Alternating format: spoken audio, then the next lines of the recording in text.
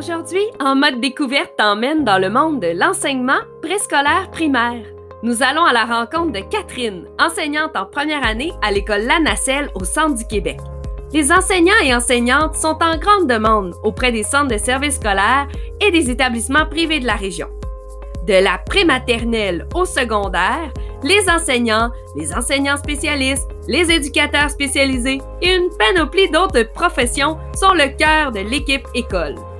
Dans cette vidéo, tu verras les différentes tâches, les responsabilités et son rôle au sein de cette équipe. Elle nous partage un peu de son quotidien. Tu verras, elle est très inspirante. Allez, c'est parti! Catherine Lapierre, bonjour, enchantée. Je suis enseignante en première année ici à l'école La Nacelle à Saint-Pierre-les-Béquets. Cette année, ça a bougé beaucoup. J'ai commencé l'année avec 12 élèves, j'en ai perdu en cours de route et j'en ai d'autres qui sont arrivés. Donc en ce moment, je suis à 12 élèves aussi. Quel est ton rôle auprès de tes élèves? Dans le fond, mon travail, c'est sûr que moi, j'ai des choses à leur apprendre. Le PFEQ, comme on dit, c'est le programme de formation à l'école québécoise. C'est notre Bible, c'est ma Bible. Et là-dedans, donc, j'ai des choses à leur apprendre, j'ai des savoirs à leur transmettre aux enfants. Les enfants, ils doivent devenir compétents en français, en mathématiques, en éthique et culture religieuse, en arts plastiques. Donc, c'est vraiment là, moi je dois leur transmettre des savoirs. Mais tu sais, comment on transmet des savoirs? Là, rendu là en enseignement, tu as une variété de façons. Tu peux toujours enseigner par projet. Moi, je mets en place des choses, j'utilise des outils, j'utilise des façons de faire qui vont leur permettre de s'épanouir, puis tu sais, d'apprendre, puis de grandir dans ma classe. Là.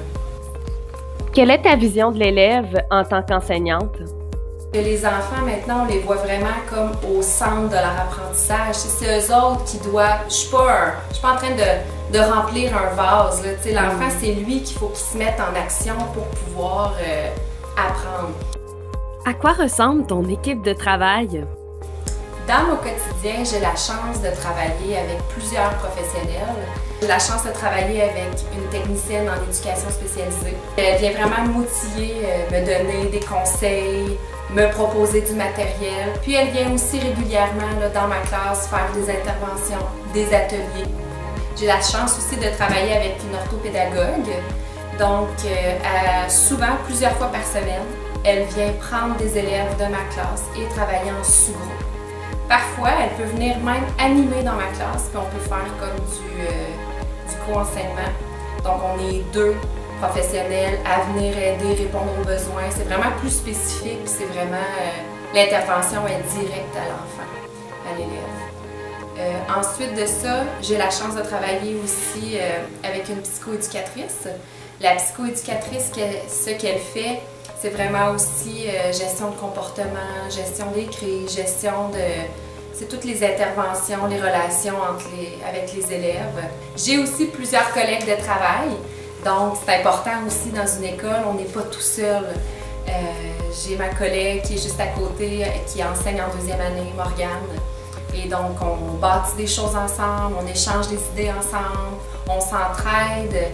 Souvent les enseignantes aussi font de la surveillance, notre tâche c'est pas juste d'enseigner aux élèves, on est comme un peu partout dans l'école en même temps. Il y a aussi la secrétaire d'école qui joue un rôle très important, qui va faire les téléphones, qui va faire les gestions de courriel, qui va répondre aux parents, tout ce qui est aussi le transport scolaire. Donc, elle est très importante aussi dans une école. On a aussi notre service de garde, toutes les techniciennes, les éducatrices en service de garde qui s'occupent aussi des élèves sur l'heure du dîner, aux journées pédagogiques, mais aussi qui font partie de notre équipe. Si on organise des journées thématiques, si on organise des activités école, elles sont toujours là pour nous donner des idées parce qu'une école, c'est une grande famille. Puis ma directrice, donc c'est ça, elle vient, elle, comme chapeauter toute cette grande famille-là, mais toujours dans un esprit de collaboration. Elle est toujours là pour prendre le pouls, pour nous aider à la gestion de parents, pour préparer les plans d'intervention, pour venir vraiment là, venir mettre les liens avec tous les intervenants aussi qui vont c'est important, là, on est toutes, il faut se communiquer, il faut collaborer, mais il y a une structure à y avoir, puis souvent la direction, c'est elle qui va venir structurer tout ça. Alors, une journée de travail type, à quoi ça peut ressembler? J'arrive à peu près vers 7h45 pour démarrer mon ordinateur, ouvrir mon TNI, ouvrir les documents que je vais avoir de besoin au courant de la journée. Je regarde mon horaire, je m'assure que toutes mes photocopies sont faites aussi, que tout est prêt. Puis, parfois, on a de la surveillance à faire le matin à l'arrivée des autobus. Sinon, les élèves rentrent en classe, sont prêts à être assis vers 8h15. 8h15, comment moi je fonctionne dans ma classe? Bien, 8h15, c'est la routine du matin. On se prend le temps de se parler, de se saluer, parce que je pense pas qu'on commence directement. C'est quand même des élèves, c'est des êtres vivants. Le matin, il y a 3 périodes. Donc, parfois, j'ai des spécialistes aussi. Donc, ils peuvent avoir de l'éducation physique, de l'anglais, de la musique. Durant ces périodes-là, je fais ma planification. Je réponds aux courriels des parents. Après ça, on va dîner. Donc là, ils quittent sur l'heure du dîner. 2 périodes l'après-midi entrecoupées d'une récréation. Et puis à la fin des classes, il est 3h15, les enfants quittent. Il y en a qui montent au service de garde, il y en a qui montent en autobus et il y en a qui quittent avec les parents. Souvent après l'école, c'est vraiment un moment de bon, qu'est-ce qui s'est passé aujourd'hui? Est-ce que j'ai des choses à revoir demain? Bon, est-ce que je laisse ma planification comme elle est? Est-ce que j'ai du matériel à refaire? Oui, ça c'est vu, ça c'est compris. OK, demain, qu'est-ce que je peux faire? Comment m'adapter? Comment j'ajuste ma planification? Mes photocopies. Puis souvent, on a des courriels à répondre. On a des téléphones à faire. On a des réunions aussi d'équipe. Donc, ma journée, moi, va se terminer aux alentours de 4h15, 4h30 à peu près. Et parfois, je vais vous avouer que j'en fais un peu le soir parce que j'aime ça. Parce que notre tête travaille toujours un peu, tu sais, puis en enseignement, on se remet beaucoup en question de qu'est-ce que j'aurais pu faire.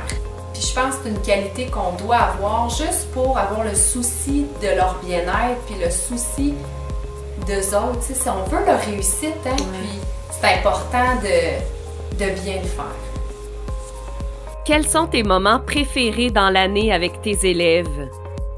La rentrée scolaire, c'est assez fébrile comme moment, puis c'est assez magique parce qu'on ne sait pas à quoi s'attendre, qui on va avoir dans notre classe. Puis c'est toujours là, comme un monde, là, tu pousses la porte puis ils rentrent dans une nouvelle classe, puis de voir leurs yeux s'émerveiller, leur bureau, leur matériel. On apprend à se connaître. Je trouve que le début de l'année, c'est quand même un de mes moments préférés. Un moment aussi que j'aime bien, on m'avait dit, tu vas voir Catherine en première année, janvier, fin janvier, tu vas avoir un déclic, tu vas réaliser que tes élèves lisent tout seuls. Bon, voyons, il y en a qui lisent quand même, tu sais. Et non, je l'ai vécu, ce déclic-là, vers peut-être début février. J'ai réalisé que mes élèves lisaient tout seuls. Mais lire un livre, lire un texte et lire fluide, c'était tellement magique, c'était tellement excitant, c'était tellement merveilleux de dire il y a un peu de moi là-dedans, tu sais, c'est une tape dans le dos, c'est une fleur que je me suis donnée. Puis aussi, en fin d'année, c'est toujours excitant de voir qu'ils ont maturé, tu sais, qu'ils ont grandi, qu'on regarde souvent les photos de début d'année, de la rentrée scolaire, puis ils ont changé, tu sais, c'est beau de voir ça. C'est une fierté aussi là, de voir qu'on les part d'un point A, puis qu'on les amène au point B, que chaque enseignante va marquer à sa manière les enfants tout au long de leur vie. Les premières qualités qui me viennent en tête, c'est, je pense, je dirais l'adaptation. Il faut toujours s'adapter, il y a toujours des choses qui arrivent, des imprévus qui arrivent dans une journée. Ce qui m'amène à parler aussi plus peut-être du côté social, c'est des êtres humains, hein? Puis je pense qu'il faut vraiment être à l'écoute de leurs besoins, de ce qu'ils ont à dire, avoir de l'empathie aussi. On ne sait pas ce qui se passe dans leur vie, on ne sait pas ce qui se passe dans leur petit cœur, on ne sait pas comment eux autres vivent leur journée. Tu sais, ça arrive que moi j'ai une mauvaise journée, mais ça se peut qu'eux autres aussi, il y en ait des mauvaises journées. Il y a aussi la créativité. Tu sais, il y a un côté créatif, puis il y a un côté artistique un peu en même temps là-dedans. Je trouve qu'on ne le fait pas assez valoir, Mais enseigner, c'est un spectacle. Tu sais, enseigner, on va se le dire, là, si on veut capter leur attention, si on veut, faut être dynamique, faut... Moi, je donne un show, là. Mes 5 périodes, là, c'est un show. C'est sûr que vous voulez acheter des billets pour venir me voir, là.